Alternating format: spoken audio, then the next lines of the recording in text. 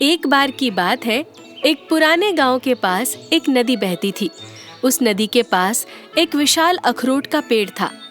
उस पेड़ पर बहुत सारे अखरोट लगा करते थे और उसी पेड़ पर एक चीकू नाम की गिलहरी भी रहती थी, जो बहुत ही घमंडी थी।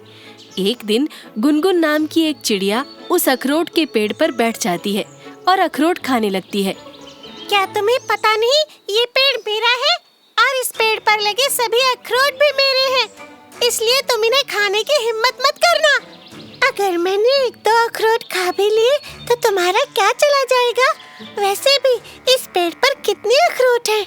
नहीं, बिल्कुल नहीं, ये पेड़ भी मेरा है और ये सभी अखरोट भी मेरे हैं। इन्हें तो सिर्फ मैं ही खा सकती हूँ, कोई दूसरा नहीं। ये पेड़ सिर्फ तुम्हारा नहीं है, हम सभी पशु पक्षियों का है। अगर तुम नहीं गई तो मैं तुम्हें धक्के मार दूंगी। भाग जाओ, भागो यहाँ से बदतमीज चिड़िया। गुनगुन की चीकू के आगे एक नहीं चली, इसलिए वो चुपचाप वहाँ से चली जाती है। तभी कुछ देर बाद उसी पेड़ के नीचे एक बबलू नाम का खरगोश आता है। मुझे बहुत भूख लगी है, क्या मैं एक अखरोट ले सकता हूँ? ऐसा करो, खुद ही इन्हें पेड़ पर से नीचे गिरा दो। मुझे ऊपर नहीं आना पड़ेगा, मैं यही खा लूँगा। ओह, बड़े आए अखरोट मांगने वाले, एक भी अखरोट नहीं देने वाली मैं, इसलिए तुम जाओ यहाँ से। अगर तुम नहीं दोगी तो क्या मैं खुद से नहीं ले सकता? मैं खुद ही तोड़कर खा लूँगा। जैसे ही बबलू खरगोश पेड़ पर चढ़ता है, चीकू उसे पेड़ से धक्का दे देती है। बबलू धड़ाम से नीचे गिर जाता है। अरे, मर गया, मेरी कमर टूट गई। चीकू, तुमने ये सही नहीं किया, तुम बहुत ही स्वार्थी हो, सिर्फ अपने बारे में सोचने वाली। इतना बोलकर बबलू खरगोश लंगड़ाता हुआ वहाँ से चला जाता है। चीकू वहीं पेड़ पर बैठकर बड़े मजे से अखरोट खाती है और पेट भरने के बाद बहुत सारे अखरोट तोड़कर पेड़ पर ही छिपा देती है बाद के लिए। तभी एक धीमी सी आवाज आती है। चीकू, वो आवाज उसी अखरोट के पेड़ की थी। चीकू, ये गलत है, तुम्हें दूसरों के साथ ऐसा नहीं करना चाहिए। अब ये कौन बोला? मैं पेड़, जिस पेड़ पर तुम रहती हो और जिस पेड़ के तुम अखरोट खाती हो। अरे, तुम बोलते भी हो? मैं बोलता भी हूँ और देख भी सकता हूँ। चीकू, मेरी एक बात मानोगी? तुम मेरे दोस्त हो तो तुम्हारे ऊपर मैं रहती हूँ और दिन भर उछल कूद भी करती हूँ और ढेर सारे अखरोट भी खाती हूँ, इसलिए जरूर मानूंगी तुम्हारी बात। तुम्हें दूसरों के साथ ऐसा व्यवहार नहीं करना चाहिए। मैं पेड़ हूँ और सभी जीव जंतुओं का मेरे ऊपर हक है। मैं सभी को बिना कुछ मांगे अपना सब देता हूँ, जैसे धूप से बचाता हूँ। और फल पर तो तुम अकेले कब्जा जमा कर बैठी हो। तुम्हारा भी फर्ज है कि दूसरों की मदद करो और हर चीज मिल बांट कर खाओ। मैं क्यों दूं? मैं किसी को कुछ नहीं देने वाली। अगर खत्म हो गए तो मैं क्या खाऊंगी? इस चीकू को समझाना बहुत जरूरी है। अब क्या कर सकते हैं, वक्त अपने आप समझा देगा।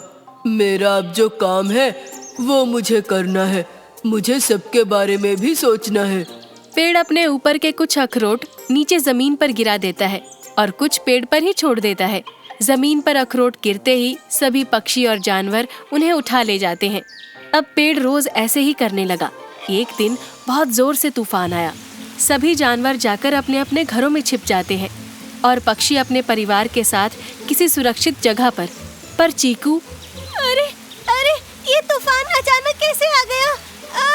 कोई बचाओ मुझे, नहीं तो मैं गिर जाऊंगी। तूफान इतना तेज था कि अखरोट के पेड़ के सभी अखरोट टूटकर नीचे जमीन पर गिर जाते हैं। नीचे पड़े अखरोट देख कई जानवर उन्हें उठा ले जाते हैं। और तो और चीकू ने जो अखरोट पेड़ में छुपाए थे वो भी तूफान की वजह से नीचे गिर जाते हैं। ये तूफान तो बहुत खतरनाक है, पता नहीं कब रुकेगा। मैं ज्यादा देर तक इस टहनी को पकड़कर नहीं रह सकती। थोड़ी देर में तूफान थम जाता है और आसपास का वातावरण बिल्कुल शांत हो जाता है। मेरे प्यारे अखरोट, सबके सब अखरोट तूफान की वजह से टूटकर गिर गए और जो मैंने अपने लिए बचा कर रखे थे वो भी इस तूफान ने गिरा दिए। अब मैं क्या खाऊंगी? इस पेड़ पर अब एक भी अखरोट नहीं बचा। मुझे बहुत भूख लगी है। तभी पेड़ बोलता है, मैंने तुम्हें पहले ही समझाया था कि मिलजुल कर रहो और हर चीज मिल बांट कर खाओ। अगर तुम अपने सभी साथियों के साथ मिलकर रहती तो वो आज तुम्हारी मदद जरूर करते।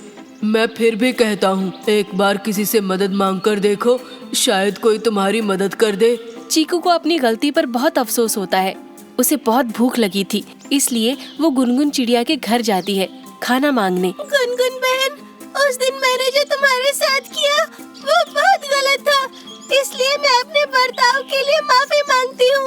मुझे बहुत भूख लगी है, क्या तुम मुझे कुछ खाने को दे सकती हो? मुझे बहुत खुशी हुई कि तुम बदल गई हो। अब मुझे तुम्हारे अंदर घमंड जैसा कुछ भी दिखाई नहीं देता, इसलिए ये लो खाना। ये कुछ अखरोट है, इन्हें तुम खाकर अपनी भूख मिटा सकती हो। उस तूफान ने चीकू को बिल्कुल बदल दिया था।